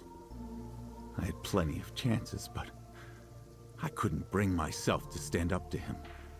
I just let things happen, let it all escalate. Well, we all know how that story ended. I bring flowers back here every year. And each time I wish I had a chance to apologize to you. Apologize for what? If you'd stopped him, he'd only have found another way. There is nothing he wouldn't have done for his true love. Nothing. Do you still hate him? I don't know what I feel. I'm told my fate is to bear the curse of calamity, so my master bound my soul with red ropes to curb my aggression. But it also dampened my emotions, making me dispassionate, like the Adepti. So if you ask me how I feel about the past, if I hate my father or not, the truth is, I feel nothing at all. It must have been so tough for you all these years. Shenhe, we're back! Oh, then I will leave you all in peace.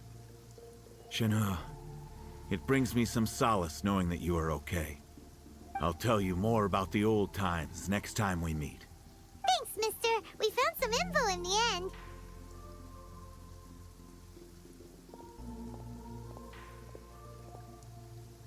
Shenhe, look! This tells us how to find Subrosium. All we gotta do is go to the middle of that lake. Let's go then. Miss Shenhe, there's something I'd like to talk to you about. Just now, in the village, we found your father's diary. It turns out that many of the details in the Divine Damsel of Devastation are not true to the facts. So I'd like to change them. Why? I know I say that opera always deviates from the truth, but now that the main character is standing right here in front of me, I cannot simply dismiss your lived experience in favor of my father's fiction. It's okay. I like your version. My master once said that the day I learn how to use my strength for the good of others is the day that I can truly become part of human society. So, I hope that one day I might be brave enough to stand up and protect others, just like the girl in the opera. But I've never thought this way before, and I wonder whether I will continue to think in this way. Don't worry. I believe you will. In fact, I think maybe you've already started to become the person you aspire to be. You just haven't had the opportunity to see it for yourself yet. Shenhua! Yunjin! Cut the chit-chat! Let's go! We can't let someone else beat us to it!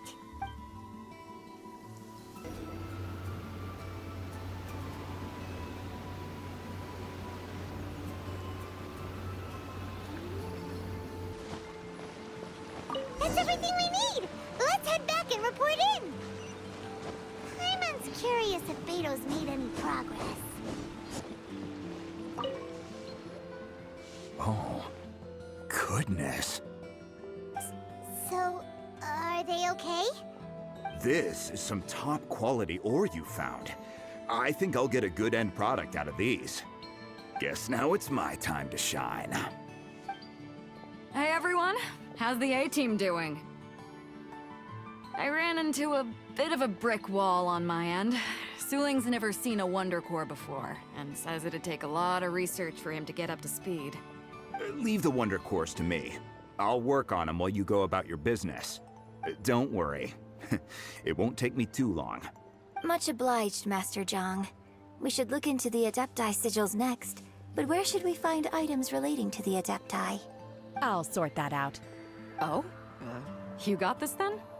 Yes. I have been training with the Adepti for years. I know a thing or two about making sigils. When we first met, I told you I came for the Jade Chamber, not the contest. In fact, I came specifically to deliver Adepti sigils. Master heard that Ningguang was planning to rebuild the Jade Chamber, so she sent me to deliver some Adepti sigils to her.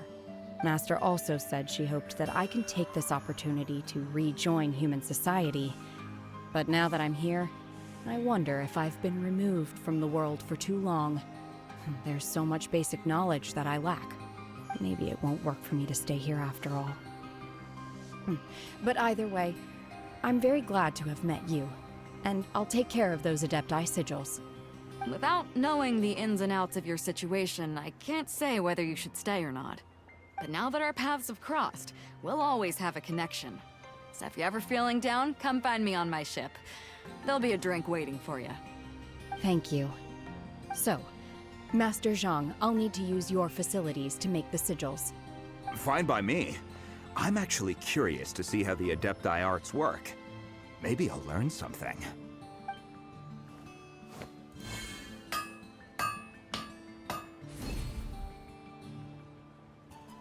Whew. The sigils are ready. Though they are in some respects inferior to my master's, I can assure you there will be no quality issues.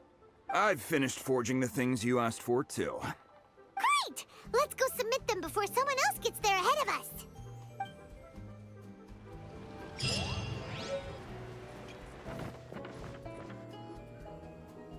Ningguang's little secretary! We found all the materials! Oh, already? All three of you found them together. Okay, I see. The Wonder Cores and Adepti sigils look good. It seems that we found our winners. I hereby announce that the winners of this material procurement contest are the Traveler, Yunjin, and Beidou. What? It's over already? I haven't even found the plush strike yet! I can't believe it. So close, but so far. I'd like to invite our 3 winners to please proceed to the Jade Chamber, where Lady Ningguang is waiting for you. Huh? Where's Beidou? She was right here! Captain Beidou has some business to attend to. She will join later. Please come with me for now. Alright then, guess we'll head on up to the Jade Chamber first. This has been a long time coming. The last time we went up to the Jade Chamber was ages ago.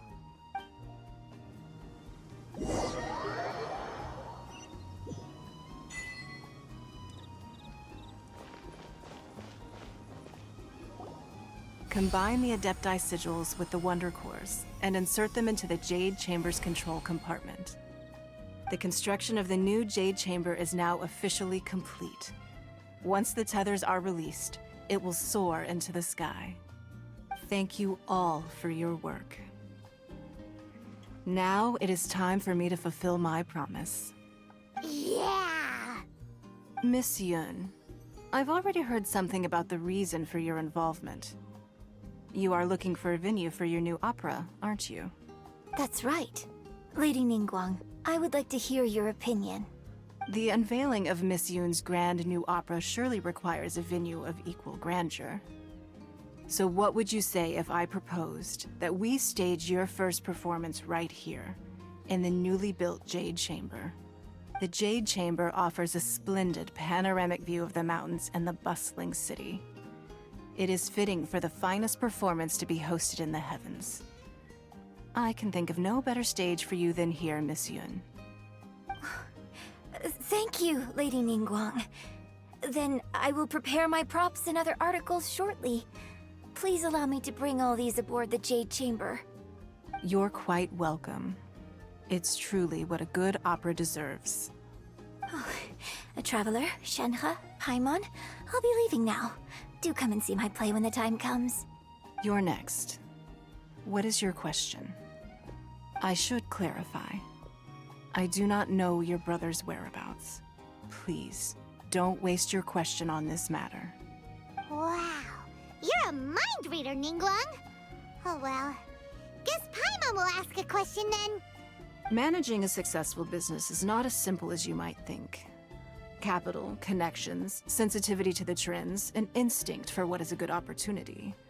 All of these traits are crucial.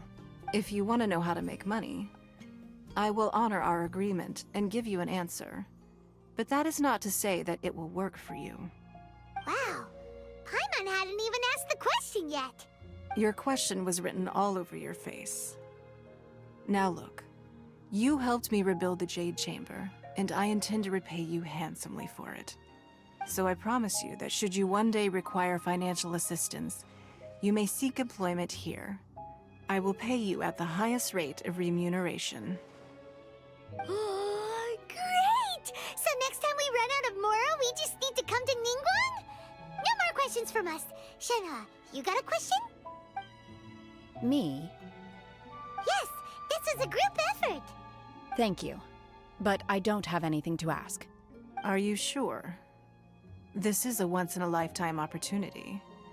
I'd urge you not to squander it. Yeah, just don't waste it. Hold on a second. Paimon can probably think of another one. Lady Ningguang, do you think I can ever fit in Liyue Harbor? Now that is an interesting question. Liyue Harbor is very inclusive. As long as you respect the rules here, you will not be turned away. So, the key is whether or not you yourself can develop a sense of belonging in Liyue Harbor. Oh, a sense of belonging. Yes. To become fond of a place, to feel part of it, it always requires a reason. Perhaps someone you've met, or something you've experienced here. Or perhaps you enjoy the atmosphere of Liyue and you will become accustomed to it. In short, everyone needs a reason to stay. I hope you can find yours soon. I see. Hey, what's going on? I just went to see the fleet. I'm a little later than expected. Come on, Beidou, it's your turn. Do you have a question for Ningguang? Me? Nah, I ain't got any questions. She forced me to help out, so I figured I may as well get involved with the contest. Ningguang, don't forget what we talked about. It's not gonna be easy to deal with. I don't think my fleet can take it on their own. Don't worry. I have made preparations. The wound dressings are ready, and the Millilith have set up an ambush. Glad to hear it. Watch your back. Stay alert. Beidou? Ningguang? What are you talking about? You'll see when the Jade Chamber ascends. However, it's not the most pleasant topic of conversation. Maybe it's better that you don't know.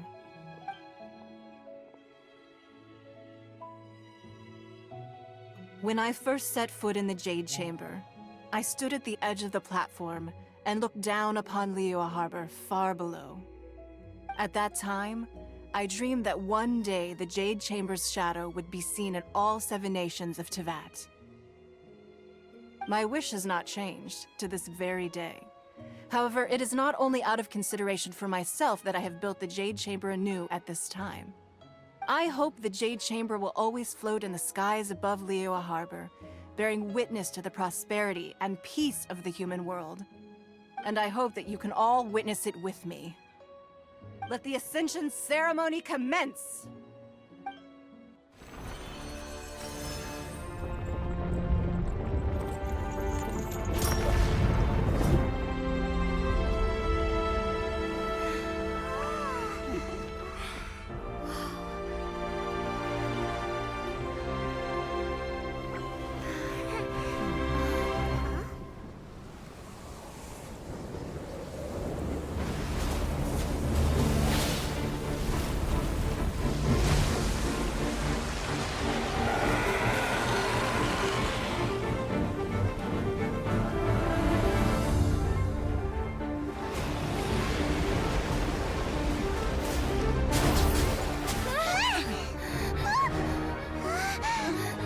Right on cue.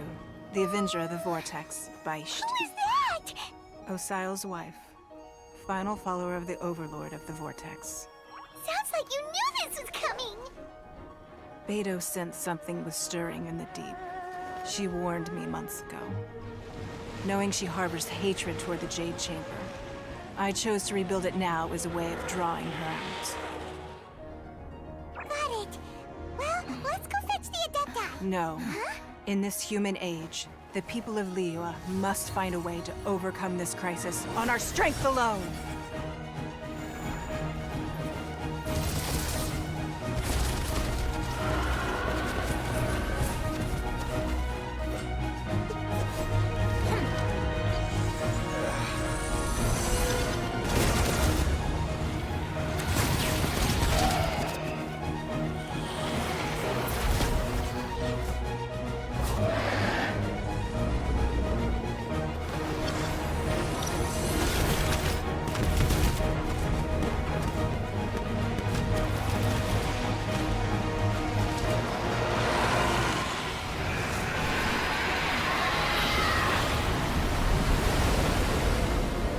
All hands! Tsunami incoming!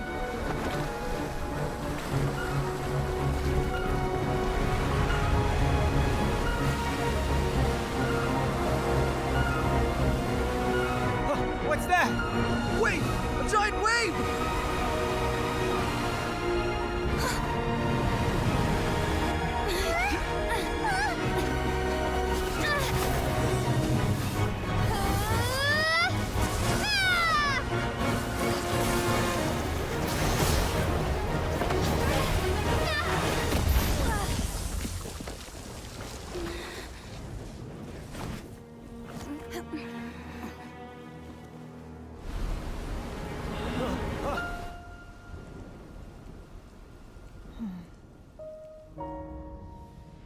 You are a cursed child.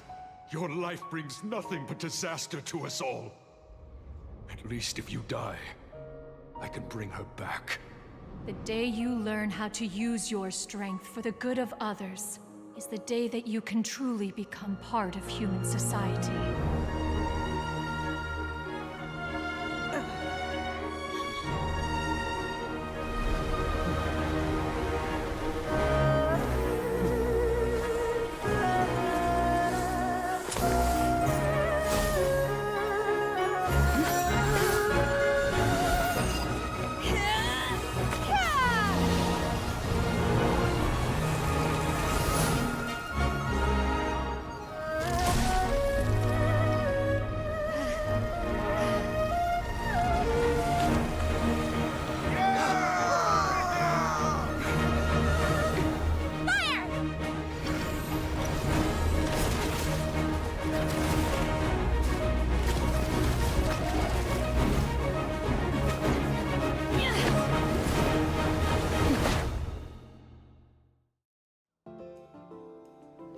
What are you doing here?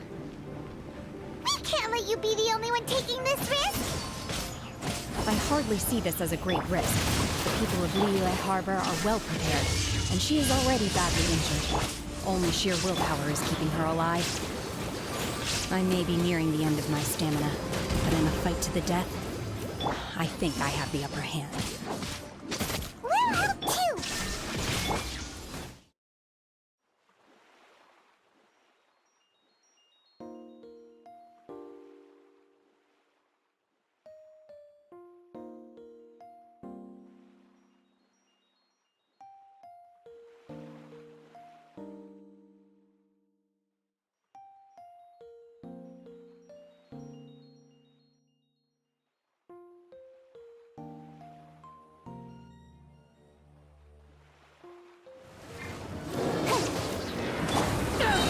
To ashes! She's getting away! Shouldn't we go after her? This place is unstable. It is too risky to continue pursuing her.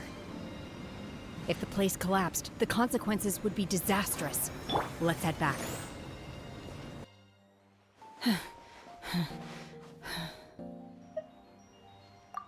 I'm just a little exhausted. Otherwise, fine. I wanted to deal with it myself. I didn't expect you to follow me. Don't worry. She's not coming back anytime soon. After an injury like that, she'll likely seek refuge somewhere else. How did things go underwater? It's been dealt with. She was injured before entering the water. It didn't take too much effort to finish the job. Good. So the crisis has been safely averted. When you visit the Jade Chamber in the future, you will be afforded generous treatment. Lady Ningguang, the fleet reports that the sea monster has left Guyan Stone Forest and the surrounding waters have returned to normal. Thank you. How are the Millilith? Thanks to the medical supplies you prepared and Lady Keqing's command, our losses were minimal. Of course, we owe huge thanks to this young lady for her help. On behalf of the entire Millilith, thank you for your service. Great. Then next time I watch Miss Yun's opera, I'll be able to take the compliments. I wasn't trying to be a hero, though. I just wanted to protect you. Let the soldiers recuperate, but don't let your guard down. If she returns with a vengeance, we must be prepared. Yes, ma'am. You've been monitoring us for some time now. I trust you've reached a conclusion. You wish to hear one's opinion. Well, things would have hardly gone so smoothly had it not been for Shenhe. That I do not deny. However, final victory was always going to be ours, even had things been a little more arduous. If it came to it, I could always destroy another Jade Chamber. One has observed your adaptation of the Guizhong Ballista, and find oneself compelled to admit that you have evidenced some degree of novel thinking. You have learned from past failures and prepared for this crisis in advance. This is considerable progress compared to the last time. Hence, on balance, one finds your performance during this trial satisfactory enough. But there will no doubt be further trials to come in the future. Do not suppose that one will not continue observing you hereafter. While the position of Tianquan remains mine, I will always ensure Liyue's safety. Shenhe, one saw you secretly venture out from the mountains a few years ago, and noticed the air of dejection in which you returned. Hopefully this trip to Liyue Harbor has been a different experience. Yes. I can't explain it, but I feel happier than I expected. Good. Traveler, please take good care of Shenhe. She is a dear child. In fact, one has many fond memories of Shenhe's childhood that she may be interested to hear about. There'll be no need for that. Oh. They are all like this. Fine. Since you care not to listen, one shan't be telling you. One shall be going homeward now. Please, have a good rest. Come to the Jade Chamber when you have recovered your energy. We must celebrate both the completion of the Jade Chamber and the fact that Liyue has weathered another crisis. This banquet must be the most spectacular ever.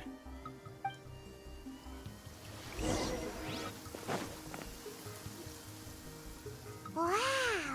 Everyone's already seated! It's Paimon's first time attending a banquet in the Jade Chamber. The food here looks amazing. All of you here are my distinguished guests. I am determined that each of you thoroughly enjoys yourself. Those who don't drink alcohol, please, help yourself to other beverages. Fine wine is a delight to the senses, but it is far from the only one. I trust you will find the marvelous view from the Jade Chamber to be an equally gratifying indulgence. Have you heard? Miss Yun's going to be performing today. Sure have. Honestly, it's the main reason I'm here. I've never missed any of Miss Yun's performances, and I don't intend to start now. I hear she's going to perform The Divine Damsel of Devastation today, the one written by her father. I've been so excited that I've barely slept the last few nights. Hey, look! Miss Yun is going on stage!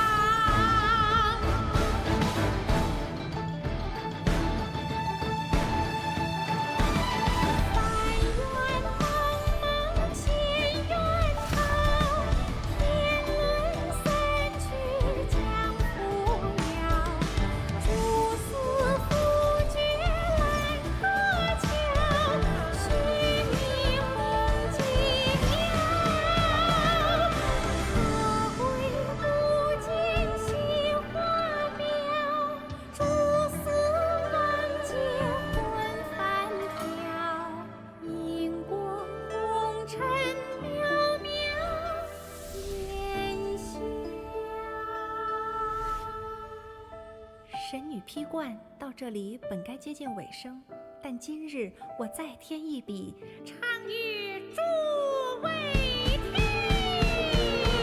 日后为民人不识，自有知音和情字，功名烈烈见了心，只知无愁心。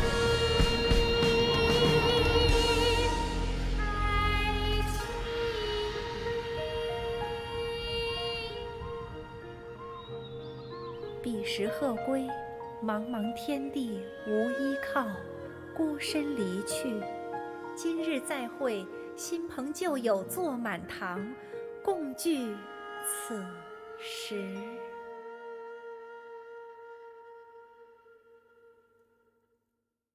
What did you think?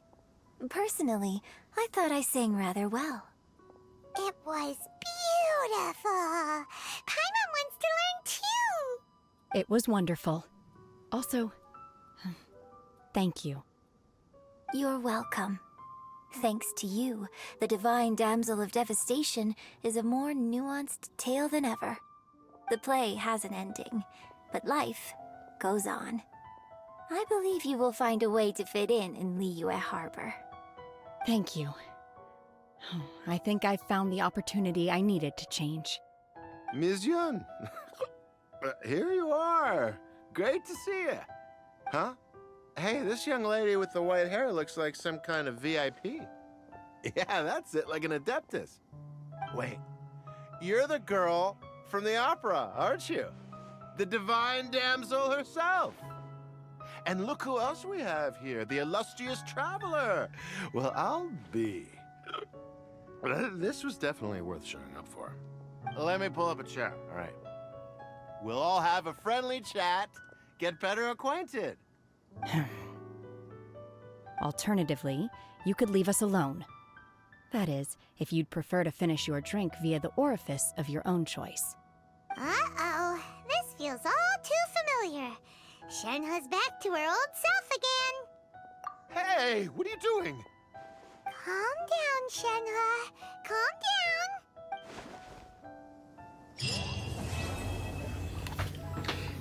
Quest completed.